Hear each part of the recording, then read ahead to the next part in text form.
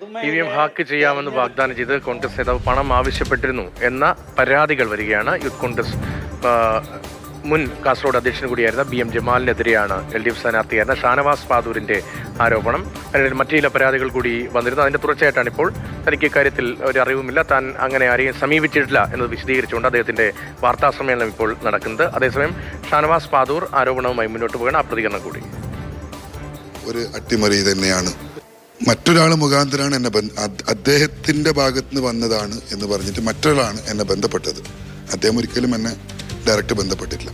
മറ്റൊരു മണ്ഡലത്തിന്റെ പേര് പറഞ്ഞിരുന്നു, കോഴിക്കോടുള്ള നമ്മുടെ റിയാസ് മിനിസ്റ്റർ മത്സരിച്ച മണ്ഡലത്തിന്റെ പേരെന്ന് ബേപ്പൂർ മണ്ഡലത്തിൽ അവരിത് ചെയ്യുന്നുണ്ട്, പിന്നെ അതുപോലെ തിരുവനന്തപുരത്ത് ചെയ്യുന്നുണ്ട് എന്നൊക്കെ പറഞ്ഞിട്ടാണ് എന്നെ സമീപിച്ചത്.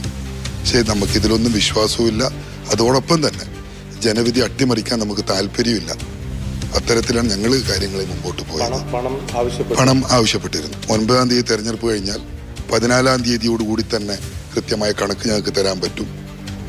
പിന്നെ ഇത് 4-ാം തീയതി ആ കണക്ക് നോക്കിയിട്ട് അത് കറക്റ്റ് ആണെങ്കിൽ മാത്രം നിങ്ങൾ പേയ്മെന്റ് ചെയ്താൽ മതി, ഇപ്പോൾ ഒരു അഡ്വാൻസ് മാത്രം മതി എന്ന രീതിയിലൊക്കെ ആയിരുന്നു അന്നത്തെ അവരുടെ ചർച്ച. തീർച്ചയായും ഇതിന് വ്യക്തമായൊരു അന്വേഷണം ഉണ്ടാവണം. ഒരു രീതിയിലുള്ള അഡ്ജസ്റ്റ്മെന്റും നടത്താത്ത അന്വേഷണം ഉണ്ടാവണം.